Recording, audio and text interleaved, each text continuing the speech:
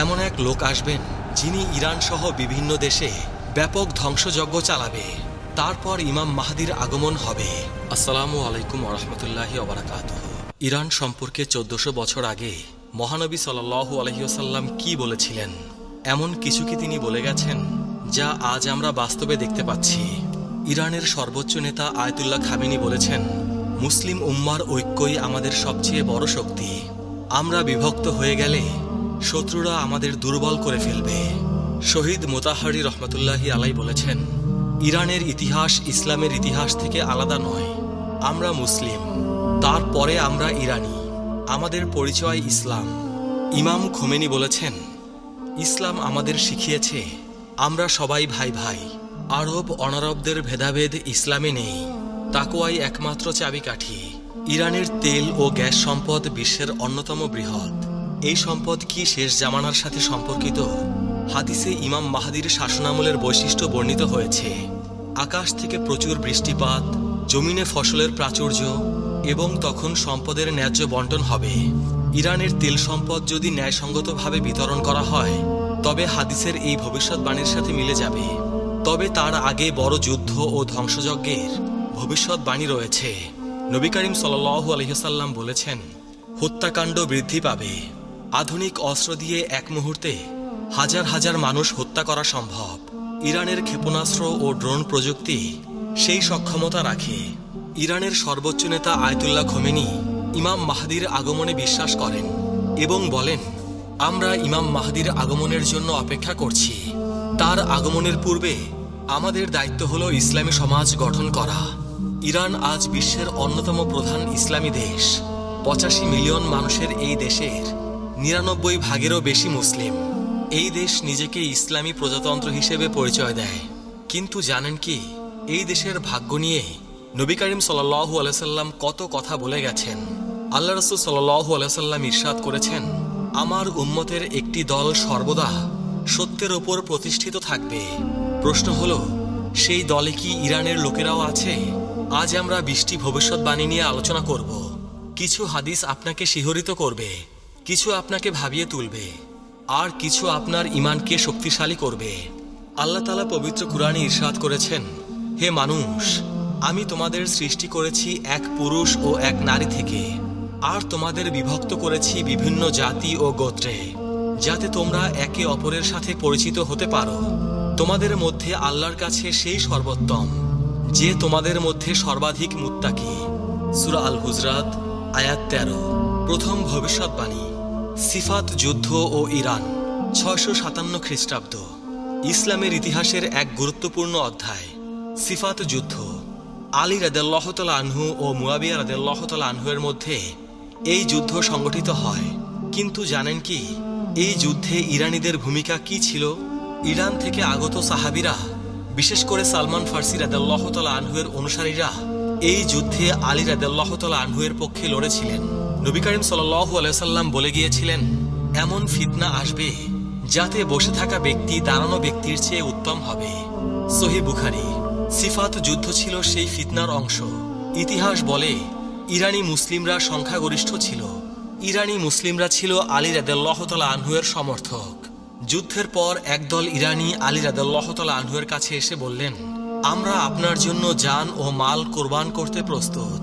আলী রাদিয়াল্লাহু তাআলা আনহু তাদের দিকে তাকিয়ে বললেন, তোমরা সেই জাতির সন্তান যাদের সম্পর্কে মহানবী সাল্লাল্লাহু আলাইহি ওয়াসাল্লাম ভবিষ্যৎবাণী করেছিলেন।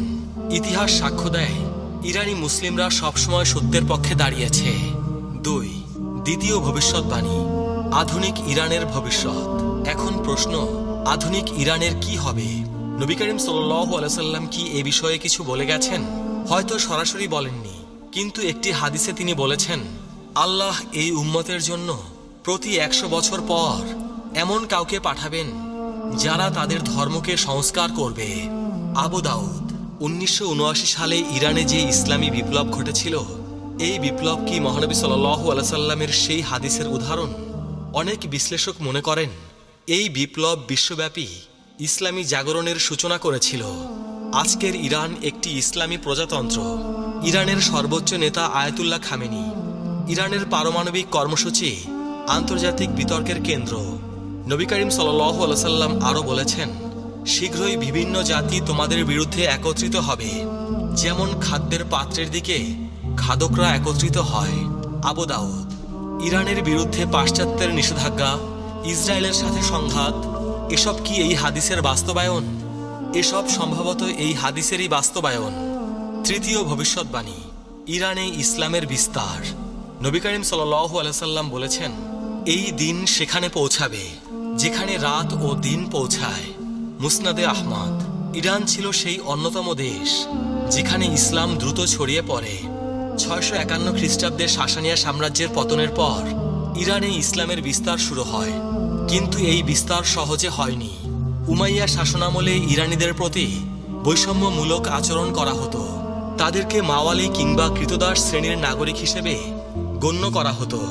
হাজ্জাজ বিন ইউসুফ ফার্সি ভাষা ব্যবহার করা নিষিদ্ধ করে দিয়েছিলেন, কিন্তু ইরানিরা ধৈর্য ধারণ করে। তারা ইসলাম গ্রহণ করল, কিন্তু নিজেদের ভাষা ও সংস্কৃতি রক্ষা করল। ইতিহাসবিদ বার্নার্ড লুইস বলেছেন, ইরান প্রকৃতপক্ষে ইসলামী হয়েছিল, কিন্তু আরবীয় হয়নি। এই ভবিষ্যৎবাণী আজ সত্য হয়েছে। ইরানের জনসংখ্যার 99 ভাগেরও বেশি মুসলিম। চতুর্থ ভবিষ্যৎবাণী, শিয়া সুন্নি বিভাজন ও ইরান। একটি জটিল কিন্তু সত্য বিষয়। শিয়া সুন্নি বিভাজন। নবী করিম সাল্লাল্লাহু আলাইহি সাল্লাম কি এ বিষয়ে কিছু বলেছেন? তিনি বলেছেন, তোমরা অবশ্যই তোমাদের পূর্ববর্তীদের পথ অনুসরণ করবে।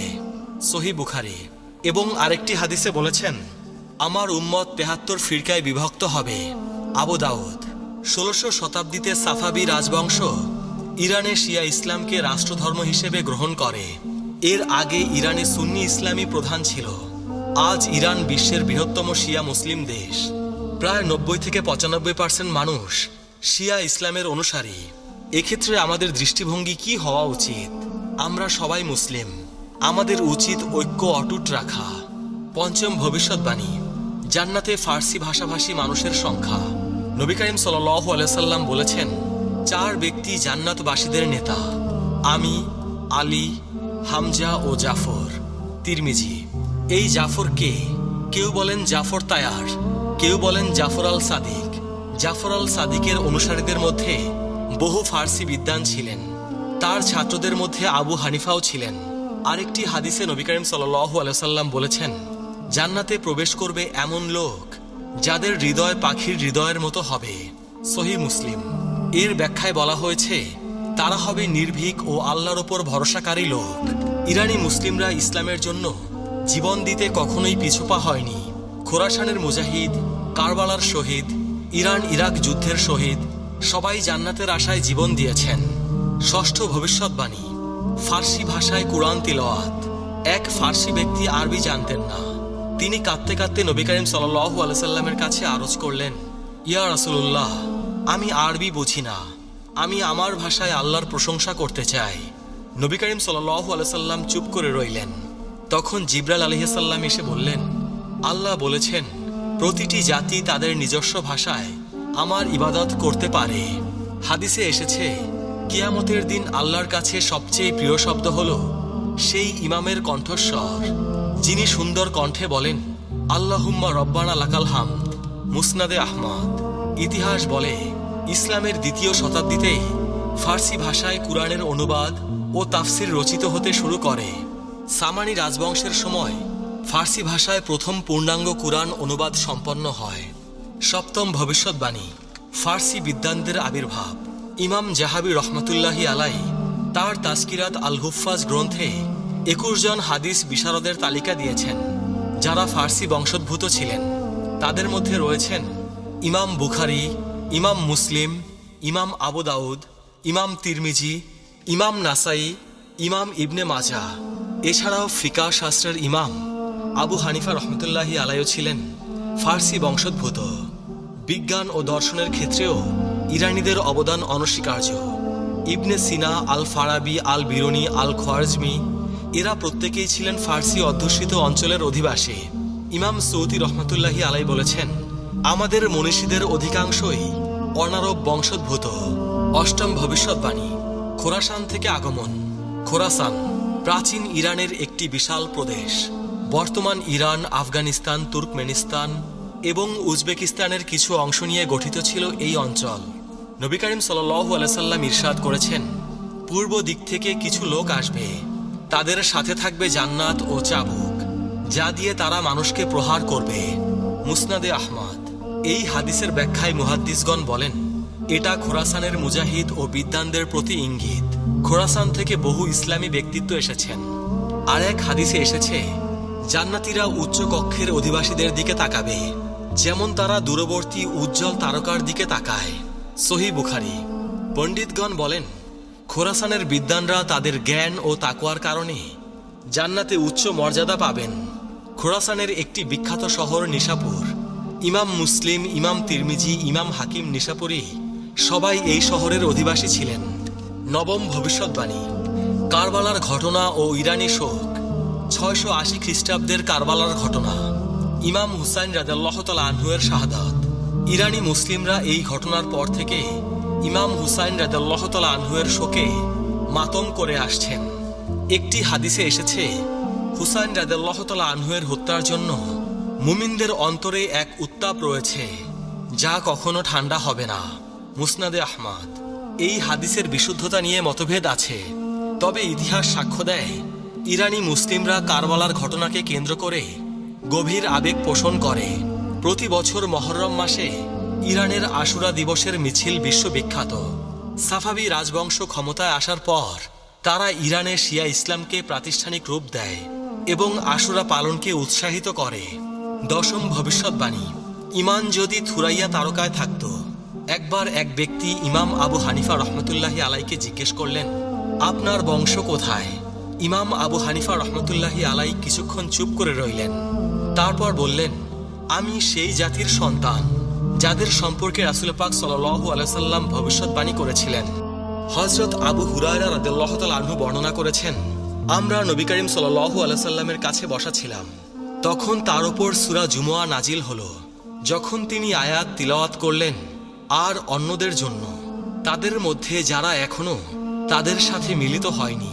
আমি জিজ্ঞেস করলাম, ইয়া রাসূলুল্লাহ, এই অন্যরা কারা? মহানবী সাল্লাল্লাহু আলাইহি সাল্লাম উত্তর দিলেন না। আমি 3 বার প্রশ্ন করলাম। তখন আমাদের মাঝে সালমান ফার্সি রাদিয়াল্লাহু তাআলা আনহু ছিলেন। রাসূল পাক সাল্লাল্লাহু আলাইহি সাল্লাম তার হাত সালমানের ওপর রাখলেন এবং বললেন, যদি ঈমান থুরাইয়া তারকায়ও থাকতো, তাহলে পারস্যের অধিবাসীদের মধ্য থেকে কিছু মানুষ সেই ঈমান অর্জন করত। সহিহ মুসলিম। হাদিস নং 2546। ইমাম কুরতুবী রহমাতুল্লাহি আলাই বলেছেন, এই হাদিস ফার্সি জাতির মর্যাদার স্পষ্ট প্রমাণ। নবী করিম সাল্লাল্লাহু আলাইহি সাল্লাম ভবিষ্যৎবাণী করেছেন যে এই জাতি ইসলামী জ্ঞানের চূড়ায় পৌঁছাবে। 11তম ভবিষ্যৎবাণী। সালমান ফার্সি রাদিয়াল্লাহু তাআলা আনহু-এর মর্যাদা। সালমান ফার্সি রাদিয়াল্লাহু তাআলা আনহু ইসলামের প্রথম ইরানি মুসলিম। তার জীবনী অত্যন্ত অনুপ্রেরণাদায়ক। তিনি ইরানের একটি সম্ভ্রান্ত পরিবারে জন্মগ্রহণ করেছিলেন। সত্যের সন্ধানে নিজ দেশ ছেড়ে প্রথমে সিরিয়া, তারপরে আরবে পৌঁছান এবং অবশেষে মদিনায় এসে ইসলাম গ্রহণ করেন।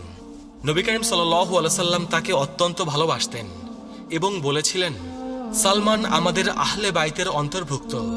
মুসনাদে আহমদ। সালমান রাদিয়াল্লাহু তাআলা আনহু-এর মাধ্যমেই পারস্য সম্পর্কে নবী করিম সাল্লাল্লাহু আলাইহি সাল্লামের প্রথম ভবিষ্যৎবাণী প্রকাশ পায়। তার হাত ধরে বহু ইরানি ইসলামের ছায়ায় এসেছিলেন। ভবিষ্যৎবাণী 12। সূরা জুমুয়ার আয়াত ও ফার্সিদের আগমন। সূরা জুমুয়ায় আল্লাহ পাক ইরশাদ করেছেন, তিনি উম্মীদের মাঝে তাদের মধ্য থেকে একজন রাসূল পাঠিয়েছেন, যিনি তাদের মাঝে তার আয়াত তিলাওয়াত করেন, তাদের পবিত্র করেন এবং তাদের কিতাব ও হিকমত শিক্ষা দেন, যদিও তারা আগে স্পষ্ট বিভ্রান্তিতে ছিল। আর অন্যদের জন্যও পাঠিয়েছেন তাদের মধ্যে যারা এখনো তাদের সাথে মিলিত হয়নি। আর তিনি পরাক্রমশালী, প্রজ্ঞাময়। সূরা আল জুমুয়া আয়াত 2 থেকে 3। এই আয়াত নাজিলের পর সাহাবীরা জিজ্ঞেস করলেন, এই অন্যরা কারা? রাসূল পাক সাল্লাল্লাহু আলাইহি সাল্লাম সালমান ফার্সির দিকে ইশারা করে বললেন, যদি ঈমান থুরাইয়া তারকায়ও থাকতো, তবে এই লোকেরা তা অর্জন করত। ইমাম তাবারি রহমতুল্লাহি আলাই বলেন, এই অন্যরা বলতে সমস্ত অনারবকে বোঝানো হয়েছে, অর্থাৎ যারা আরব নয়, বিশেষ করে ফার্সিদের। 13তম ভবিষ্যৎবাণী। খোরাসান থেকে কালো পতাকা। এবার আমরা শেষ সময়ের আলামত নিয়ে আলোচনা করব। নবী করিম সাল্লাল্লাহু আলাইহি সাল্লাম ইরশাদ করেছেন, খোরাসান থেকে কালো পতাকা বের হবে, তোমরা সাহায্য প্রাপ্ত হবে এদের সাহায্য ফিরিয়ে দেওয়া হবে না। মুসনাদে আহমদ। এই কালো পতাকাধারী বাহিনী ইমাম মাহদির আগমনের পূর্বে বের হবে এবং সুফিয়ানি বাহিনীর সাথে যুদ্ধ করবে। তাদের নেতা হবে শুয়াইব ইবনে সালেহ। বর্তমান বিশ্বের ঘটনা প্রবাহ এই হাদিসের সাথে সাদৃশ্যপূর্ণ। গাজা, ইরান, সিরিয়া, লেবানন এসব স্থানের ঘটনা এই ভবিষ্যৎবাণীর কথা মনে করিয়ে দেয়। 14তম ভবিষ্যৎবাণী, ইমাম মাহদির আগমন ও ইরান। নবী করিম সাল্লাল্লাহু আলাইহি সাল্লাম ইরশাদ করেছেন, যদি দুনিয়ার একদিনও অবশিষ্ট থাকে তবে আল্লাহ সেই দিনকে দীর্ঘ করবেন যতক্ষণ না তিনি আমার পরিবারের একজন লোককে পাঠান, যার নাম আমার নামের মতো, যার পিতার নাম আমার পিতার নামের মতো। আবু দাউদ। ইতিহাসবিদগণ বলেন, ইমাম মাহদির আগমনের সময় ইরানের লোকেরা গুরুত্বপূর্ণ ভূমিকা রাখবে। শিয়া বিশ্বাস অনুযায়ী ইমাম মাহদি হলেন 12তম ইমাম, যিনি 941 খ্রিস্টাব্দে গায়েব হয়ে যান। তবে এই বিশ্বাসটি সহি নয়। সুন্নি বিশ্বাসেও ইমাম মাহদির আগমন একটি গুরুত্বপূর্ণ বিষয়। 15তম ভবিষ্যৎবাণী, সুফিয়ানি ও ইরান। সুফিয়ানি শেষ সময়ের একজন খারাপ চরিত্র। নবী করিম সাল্লাল্লাহু আলাইহি সাল্লাম বলেছেন, পূর্ব দিক থেকে আমার পরিবারের একজন লোক বের হবে, যাকে সুফিয়ানি বলা হয়। মুসনাদে আহমদ। সুফিয়ানি সম্পর্কে হাদিসে আরো বলা হয়েছে, সুফিয়ানি বের হবে এবং 33 মাস পৃথিবী শাসন করবে। মুসনাদে আহমদ। এই সময়ে তিনি ইরান সহ বিভিন্ন দেশে ব্যাপক ধ্বংসযজ্ঞ চালাবেন। তারপর ইমাম মাহদির আগমন হবে এবং তিনি সুফিয়ানির বিরুদ্ধে যুদ্ধ ঘোষণা করবেন। ইরানের ইতিহাসে সুফিয়ানির মতো অনেক শাসক এসেছে, যেমন মঙ্গল আক্রমণ, তিমুর লংয়ের আক্রমণ। ভবিষ্যৎবাণী 16, দাজ্জাল ও ইরান। দাজ্জাল শেষ সময়ের সবচেয়ে বড় ফিতনা। নবী করিম সাল্লাল্লাহু আলাইহি সাল্লাম বলেছেন, দাজ্জালের অনুসারী হবে আসফাহানের ইহুদিদের 70,000 লোক, যাদের পরনে থাকবে মোটা চাদর। সহি মুসলিম। হাদিস নং 2944। আসফাহান ইরানের একটি প্রাচীন শহর। আজও সেখানে একটি ইহুদি সম্প্রদায় বসবাস করে। নবী করিম সাল্লাল্লাহু আলাইহি সাল্লাম 1400 বছর আগে বলে গেছেন যে আসফাহানের ইহুদিরা দাজ্জালের অনুসারী হবে। ইমাম নববী রহমাতুল্লাহি আলাই এই হাদিসের ব্যাখ্যায় বলেন, এই হাদিস একটি স্পষ্ট ভবিষ্যৎবাণী যে দাজ্জালের অধিকাংশ অনুসারী হবে আসফাহানের ইহুদিরা। এটি নবুয়তের একটি বড় নিদর্শন। নবী করিম সাল্লাল্লাহু আলাইহি সাল্লাম বলেছেন, যে ব্যক্তি সূরা কাহাফের প্রথম 10 আয়াত মুখস্থ করবে সে দাজ্জালের ফিতনা থেকে রক্ষা পাবে। সহি মুসলিম।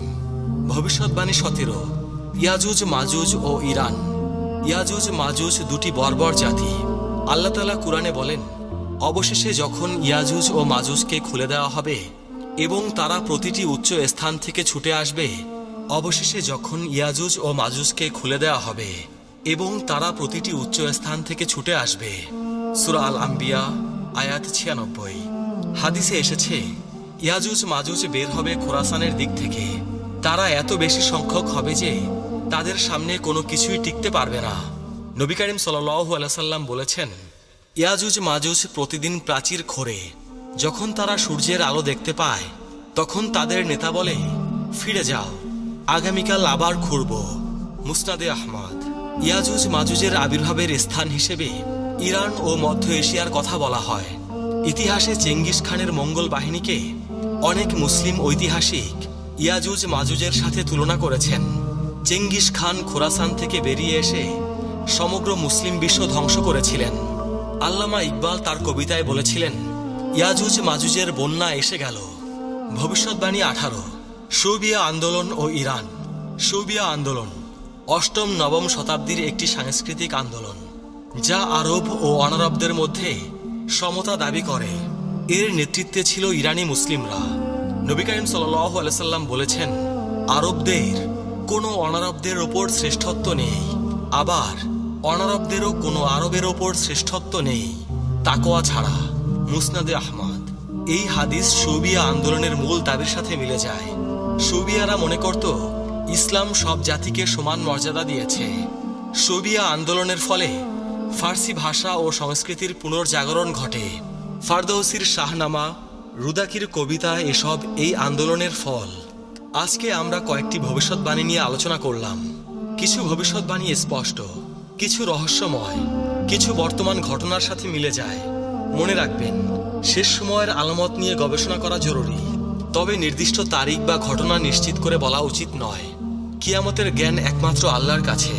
আমাদের কর্তব্য ঈমান মজবুত করা, ইবাদত করা, দান করা, সৎ কাজের আদেশ দেওয়া, মুসলিম ঐক্য বজায় রাখা। নবী করিম সাল্লাল্লাহু আলাইহি সাল্লাম বলেছেন, মুসলিম মুসলিমের ভাই, সে তার উপর অত্যাচার করে না এবং তাকে অসহায় অবস্থায় ছেড়ে যায় না। সুতরাং ইরানের মুসলিমরা আমাদের ভাই। আমরা তাদের জন্য দোয়া করব, তাদের পাশে দাঁড়াবো এবং শেষ সময়ের সবচেয়ে বড় ফিতনা দাজ্জাল থেকে বাঁচতে আমরা দোয়া পড়ব।